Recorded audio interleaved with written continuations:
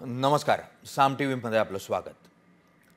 मराठा आरक्षण महाराष्ट्राच्या राजकारणातला कळीचा मुद्दा. याच मुद्द्यावर मनोज जरांगे गेले अनेक महिने आंदोलन करतायत. हेच आंदोलन राजकारणात रूपांतरित होईल अशा स्वरूपाचं चित्र तयार झालं होतं आणि त्यातून महाराष्ट्राचं राजकारण ढवळून निघेल अशी ही परिस्थिती होती. अखेरीस आज बंडखोरी मागे घेण्याचा अखेरचा दिवस आणि त्याच वेळेला मनोज जरांगेंनी आपण राजकीय उमेदवार उभे करणार नाही आणि ही निवडणूक लढणार नाही अशा स्वरूपात जाहीर करत माघार घेतलेली आहे. मुळात जरांगेंनी ही माघार का घेतली, कोणी निरोप दिला का म्हणून जरांगे या पूर्ण राजकीय वादातून स्वतःला वेगळं ठेवू इच्छित आहेत, या संदर्भात चर्चा करण्यासाठी थेटपणे आपल्याबरोबर जोडले गेलेले आहेत मनोज जरांगे. आपण थेटपणे त्यांच्याशी चर्चा करणार आहोत. मनोज जरांगेजी, खूप खूप स्वागत साम टी व्हीमध्ये आपलं. धन्यवाद दादा. मनोजी, गेली 1.5-2 महिने प्रत्येकाचं लक्ष लागलेलं होतं की मनोज जरांगे राजकीय मैदानामध्ये उतरतील आणि महाराष्ट्राचं राजकारण जे आहे ते ढवळून निघेल. मराठा आरक्षणाच्या मुद्द्यावर मुख्यतः ही भूमिका होती. असं काय झालं की तुम्ही अचानकपणे माघार घेण्याचा निर्णय घेतला?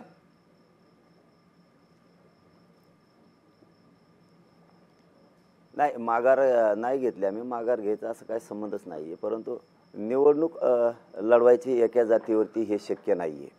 शेवटी मी हे 2-3 महिन्यापासून दादा हा विषय सांगत होतो की एका जातीवरती लढणं सोपं नाही. म्हणून तर 20-25 दिवस कठोर मेहनत घेऊन हे समीकरण जुळवलं होतं. आणि ज्या ज्या वेळेस आम्ही शब्द बोललो त्यावेळेस आम्ही खरे पण केलेले. माघार असं नाही, पण निवडणूक एका जातीवर जिंकणं अवघड आहे. आमच्या बांधवांची यादी आली नव्हती. रात्री आले होते ते, काल पण आले होते. नावं त्यांचे 5-7 काय आहेत. आम्ही काय 13-14 नावं किंवा 25 जरी असले तरी आमचे काय पेंटिंगच होते. ते नाही आलं. त्यामुळं आमचं काय असे नाराजी नाही. आमचं काय ते खानदानी धंदा थोडाच आहे. फक्त एक इच्छा मात्र होती की गोरगरिबाचे, मराठ्यांचे 4-5, 10-5, दलित मुस्लिमांचे 4-10 हे जायला पाहिजे होती. अपेक्षा होती. गोरगरिबांचे प्रश्न मांडले असते. पण जाऊ द्या, हे काय खानदानी एवढं थोडंच आमचा काही राजकीय धंदा आहे. एका जातीवर जिंकणं सोपं नाही. आणि आमची 3 वाजता थोडी चर्चा झाली पाठ की आमचे मतदारसंघ ठरले आणि मतदारसंघ ठरल्याच्या नंतर आम्ही सगळ्यांनी मिळून उमेदवार डिक्लेअर करायचं ठरवलं. मग ते उमेदवार कोण कोण आहेत हे बोलायला चर्चेला सुरुवात केली आहे. त्यावेळेस मात्र मध्ये परत विषय आला की अरे त्यांची पण नावं आली असतील, ते व्हॉट्सअपला तेवढे बघा आणि ते पण घ्या. म्हणजे आपल्याला सकाळी 7 वाजता डिक्लेअर करावं लागते. त्यांचे पण नाव कोणचे आहेत ते मतदारसंघात आपले फॉर्म असलेत काढून घ्यायचे सांगावं लागते. अशी चर्चा झाली आणि नावं सगळे डिक्लेअर करू. ते म्हणजे आणखी नावच नाही आली. मग आता पाठ 4 वाजता नाही आले म्हणलं सकाळी जर लवकर नाही आले तर अवघड आहे. मग असे हे या परिस्थितीत मग 3 वाजता नाही मुस्लिम संघटनाही तुमच्याबरोबर होत्या.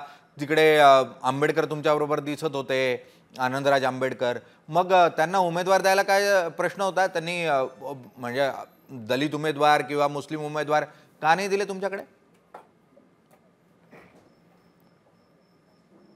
त्यांचे 2-2 नाव आले होते. आंबेडकर साहेबांचे त्याचे 2-2 नाव आले होते. आणि नोमानी साहेबांचे तेही जावई होते. ते काळे साहेब म्हणून आहेत आमच्याकडं, अंजरबाई आहेत, त्यांच्याकडे पाठवतो म्हणले होते ते. आणि सरपंचाकडे पाठवतो नसते ना आले. काय आता ते बी सामाजिकच माणसं आहेत. ते तरी कोणते राजकीय येतं, त्यांना तरी कोणता राजकीय अनुभव आहे ना, मला कोणता राजकीय अनुभव आहे. सगळे अन्याय झालेले, आम्ही झालेली एकत्र आलो होतो, केला प्रयत्न नाही जुळलं. काय त्याला एवढं टेन्शन घ्यायचं? आपलं कोणता खानदानी धंदा आहे ते नाही जुळलं.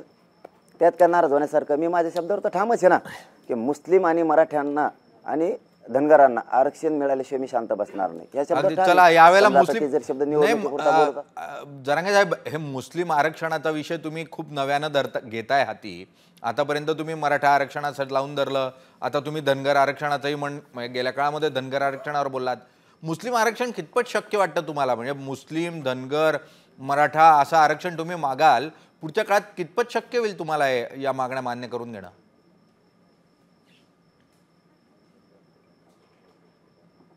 जनतेला जर आपलं राज्यातली जनता जर राज्यकर्त्यांनी मानलं, कायदा आणि संविधान जर मानलं तर सगळ्यांना मिळू शकतं. मुसलमानांनाच काय, सगळ्यांना आरक्षण मिळू शकतं. फक्त इच्छाशक्ती पाहिजे आरक्षण द्यायचं की नाही.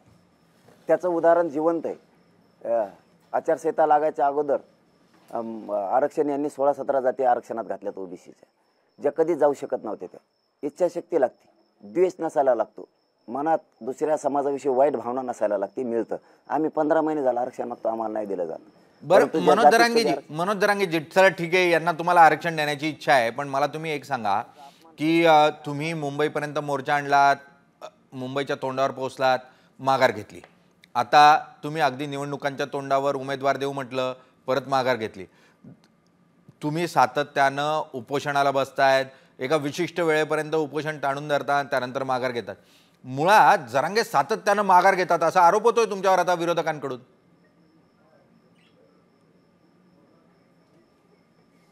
नाही नाही, मग विरोधकाला काम काय असतं दुसरं? आरोप करण्याशिवाय दुसरं काम काय असतं? जे जळणाऱ्या लोक आहेत यांना कामच ते असतं ना. हे बघा काय असतं, आता ओबीसी आरक्षणात मराठ्यांना जायचं, कायद्यात दुरुस्ती केल्याशिवाय जाता येत नाही. बरं, त्यामुळे आधी सूचना काढली. मग तिथं बसून काय करायचं होतं? तिथं बसून काय करायचं होतं? दंगली, लोकांना अडचणीत आणायचं विनाकारण बसून राहून झाल्यावर सुद्धा. आता उपोषणात मागणी, उपोषण मागं घेतलं, त्यांनी जर मान्यच केलं, त्यांनी बैठक घेतली, मंत्री आले, त्यांनी सांगितलं देतो, तरी उपोषणच करायचं का? ती प्रक्रिया आहे, ती मी करतोय. समाजासाठी लढायचं इमानदारीने लढतो आणि मी पुढं सुद्धा लढत राहणार आहे. राजकारण काय आमचा व्यवसाय नाही आहे, आमचा काय धंदा नाही. आलं तर झपक्यात म्हणून म्हणलं चला या तिघं एकत्र घ्या पाडून यांना. गोरगरिबाच्या 10-5 जण तिथं बोलायला जातील, बापल्या मागण्या मांडतील. काय 10-5 जण गेले असते ते थोडंच आरक्षण घेऊन आले असते, पण प्रश्न मांडायला लागतो, आपला अन्याय मांडायला लागतो, म्हणून आम्ही ते प्रयत्न केला होता. जाऊ दे, आता ते सामाजिक येतं, ते तरी कोणते राजकारणी.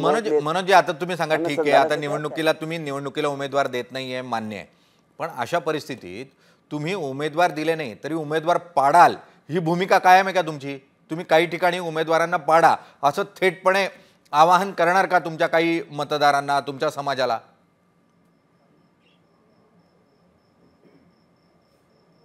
ते 1-2 दिवसात डिक्लेअर करेलच मी, परंतु समाजाला आज एक आपल्या साम चॅनलच्या माध्यमातून माझी आग्रहाची विनंती की सगळ्यांनी अर्ज काढून घ्या. आपण अर्ज कोणी ठेवू नका, एका जातीवर जिंकू शकत नाही कोणीच. त्याच्यामुळे आपल्याला ठेवायचं नाही आणि आपला काय तो धंदा नाही.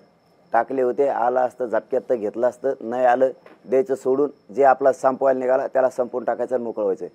हे सामच्या माध्यमातून जाहीर सांगतो, आज कोणालाच पाठिंबा नाही आहे, ना अपक्षाला आहे, ना कुठल्या महायुतीला आहे, ना महाविकास आघाडीला आपण पाठिंबा दिलेला देणार सुद्धा नाहीत, ना राखीवमधल्या कोणाला आहे. आणि आपल्याही पोरांना सांगतो, सगळ्यांना अर्ज काढा. तुम्ही जर ठेवला तर तुम्ही तुमचा अर्ज जाणं, तुमचा धंदा जाणं, हे त्याच्यात आम्ही म्हणजे स्पष्टपणानं ते पण या समाजाच्या माध्यमातून सगळ्यांना सांगतोय. आपण पाडायचं आहे का निवडून आणायचं तुम्ही तुमचं ठरवा. मी कोणालाच म्हणणार नाही पाडा किंवा निवडून आणा, पण एक सांगतो साम चॅनलच्या माध्यमातून, आपल्या मागण्या लिहून दिल्याशिवाय, व्हिडिओग्राफी केल्याशिवाय त्याला आता मत करू नका. आपले लेकरं डोळ्यासमोर ठेवा. नसता या जगात कोणी कोणाचं नाही आहे, कारण जो आपल्याला लेखी देईल त्याचंच काम करा. आणि जर या दोन्हींना वाटलं की या मराठ्यांना लेखी द्यायची गरजच नाही, यांना गिनायचंच नाही, जसं आपण 15 महिने यांना गिनलं नाही आंदोलनात, तसं याच्यातही गिनायचं नाही, तर मधला धरा एखादा अपक्ष, या दोन्हीला पाडा, त्याला निवडून आणा. आपल्या मागण्या मान्य असणारालाच निवडून आणा. वेळ पडली तर ओबीसीचं निवडून आणा, पण यांना मात्र मतं देऊ नका लिहून दिल्याशिवाय. नाही, पण यामध्ये तुम्ही सातत्यानं देवेंद्र फडणवीसांना अनेक वेळेला शिंगावर घेण्याचा प्रयत्न केला, मोठ्या प्रमाणावर त्यांच्यावर टीका केली. आता काय भूमिका असेल तुमची देवेंद्र फडणवीसांसंदर्भात? बोलला की सोडणार नाही त्याला, त्याचं एक तर नावच नव्हतं घ्यायला पाहिजे. तेव्हा जर मध्ये बोलला तर त्याला सोडणार नाही. त्याचं इतकं वाटलं मराठ्याचं कोणीच नाही केलं. इतका खुन्नस देतो तेव्हा मराठ्याला. आम्ही 15 महिने झालं आंदोलन करतोय, आमच्या छाताडावर नाचून 15-16 जाती त्यांनी आरक्षणात घातल्या, पण आम्हाला मुद्दाम दिलं नाही. इतकी हीन वागणूक त्याचे इतके मराठ्यांना आत्तापर्यंत कोणीच दिले नाही. इतका अपमान कोणीच केलेला नाही त्याच्या इतका मराठ्यांचा. त्या जगाच्या पाठीवर इतका विद्रूप माणूस मी कधीच बघितलेला नाही. लोकांच्या लेकराचं वाटोळं करून दातं काढणारा माणूस मी पहिला बघितला. महिलांवरती हल्ला घडून आणणारा पहिला माणूस आहे. लाखो पोरांवरती केसेस करणारा ह्यो पहिला माणूस आहे. जर मध्ये आता काय बोलला तर पुन्हा सोपडा सापडा सुरुवात करी. नाही, पण मग आता तुम्ही सांगा, काही जातींना ओबीसीचं आरक्षण दिलं असं आपण तुम्ही म्हणताय निवडणुकीच्या अगोदर, आमच्या थाताडावर बसून त्यांना आरक्षण दिलं असा तुमचा आरोप आहे. पण ते काय एकट्या देवेंद्र फडणवीसांनी दिलं का? काय इतर म्हणजे मुख्यमंत्री तिथे होते मंत्रिमंडळात, अजित पवार होते, मंत्रिमंडळानं आरक्षण दिलं, ते थोडी देवेंद्र फडणवीसांनी दिलं.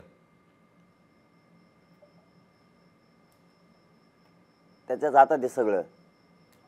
चाबर आहे ते, त्याच्याच हातात आहे सगळं. सगळे चोट्टे चाट्टे जमा केलेत, खिसे कापू, मोठा भ्रष्टाचारी, बारका डाकू, चोर चार, जत्रातले पाकिट आणणारे सगळे मग सरकार बनिले. सगळं त्याच्याच हातात आहे. त्याच्या ध्यानात आलं तर तो काही करतो, नाही आलं तर काही करीत नाही. मराठ्याचं आता आमच्या ध्यानात आलंय किंवा द्विषीय प्रचंड मराठ्यांचा राग आहे याला. हा अत्यंत द्विषीय माणूस आहे. मराठ्यांच्या ध्यानात आलंय, ह्यो आपल्याला संपवायला लागला, सुपडा साफ करून टाकायचा, ठेवायचं नाही. पण मग यातून तर असं चित्र तयार होतं की तुम्ही भाजप विरोधी आहात.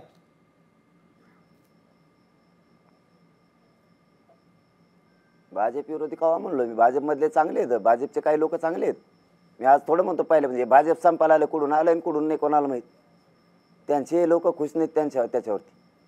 कोणाला उचले त्याचं नाही ऐकलं की जेलला टाकीत आहे. कोणाच्या काड्या करतं, त्याला दुसरं कामच नाही काही. ते एखाद्या पोरायला नाही का रानात नेलं, एखाद्या मायबापाने ते शाळेत जातं आणि रानात त्याला एकदा एकच नाद जर लागला ना, रानात बसलं की नुसते माती चुकरायची, ते नुसते माती चुकरीचं दिवसभर. एखाद्याला नुसतं असे रियागा वाढायची सवय लागली, काडी घेऊन की नुसतं रियागा चोडीत, त्याला नुसतं नादच लागला. सत्यात आलं की माणसा जेलात टाक. आलं सगळं भाजप संपत्ती, RSS तर पुढं करले त्याला.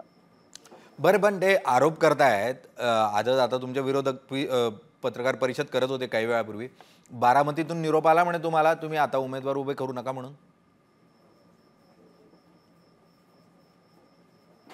कोण म्हणलं? ते हाके म्हणत होते तुम्हाला निरोप आला म्हणे बारामतीतून, म्हणून तुम्ही उमेदवार न देण्याचा निर्णय घेतला. असले गुचपण्याला नाही गेलीत मी. चला पुढं. बरं, मग पण असं काही नाही ना, म्हणजे कोणाचा निरोप नाही आला तुम्हाला? कारण त्यांना कधी विरोधक मानलं नाही, मानणार बी नाहीत. ठीक आहे जरांगे साहेब, मुख्यतः आता मूळ तुमच्या भूमिकेकडे लक्ष असेल महाराष्ट्राचं की तुम्ही काही उमेदवारांच्या विरोधात थेटपणे भूमिका घेणार का, तर यावर तुम्ही कधी स्पष्टता कराल की कोण उमेदवार असतील जे मराठा समाज विरोधक आहे असं तुम्हाला वाटतं, याची स्पष्टता तुम्ही कधीपर्यंत कराल? जे मराठा समाजाला लिहून देतील, जे व्हिडिओग्राफी देतील, त्यांच्या ज्या मागण्याच्याबद्दल त्यांनाच आम्ही सहकार्य करणार. मराठ्याशिवाय राज्यात कोणी निवडून येऊ शकत नाही. लिहून घेतल्याशिवाय नाही. आणि जर दोघांनी ठरवलं की यांच्याकडे जायचं नाही, यांना घेण्याचं नाही, आम्ही तिसरा मधला धरणार, पण यांना पाडणार, सोडणार नाही. कारण या राज्यात मराठ्याशिवाय कोणीही निवडून दादा कधीच येऊ शकत नाही. ज्याने आम्हाला लिहून दिलं, व्हिडिओ दिला, तो आम्ही व्हायरल करणार नाही. ते आमच्या फक्त आधार म्हणून आमच्याकडे ठेवणार आहेत. कारण तो जर व्हायरल केला तर त्याला काही जणांचे मतं घ्यायचं तर त्याला प्रॉब्लेम होऊ शकतो. पण ते घेतल्याशिवाय मराठा समाज मतदान करणार नाही आणि मराठ्यांच्या मताशिवाय राज्यात कोणी निवडून येऊ शकत नाही.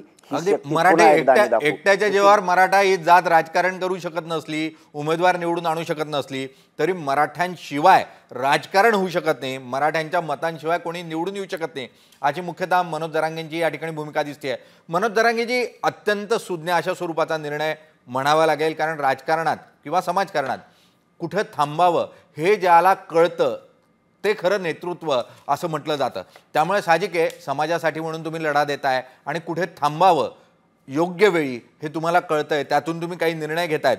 आता ते योग्य अयोग्य मतदार जो आहे तो निश्चितपणे ठरवेल, पण यातून महाराष्ट्राच्या राजकारणाला योग्य ती दिशा मिळेल अशी अपेक्षा करूयात. आणि मनोज जरांगेजी, तुम्ही साम TV बरोबर जोडला गेलात, आपली प्रतिक्रिया दिली त्यासाठी खूप खूप धन्यवाद. महाराष्ट्रातील सर्व बातम्यांचे विश्वासार्ह व्यासपीठ, सकाळच्या सर्व सोशल मीडिया प्लॅटफॉर्मला लाईक, फॉलो आणि सबस्क्राईब करा. तसंच सर्व नोटिफिकेशनसाठी बेल आयकॉन प्रेस करायला विसरू नका.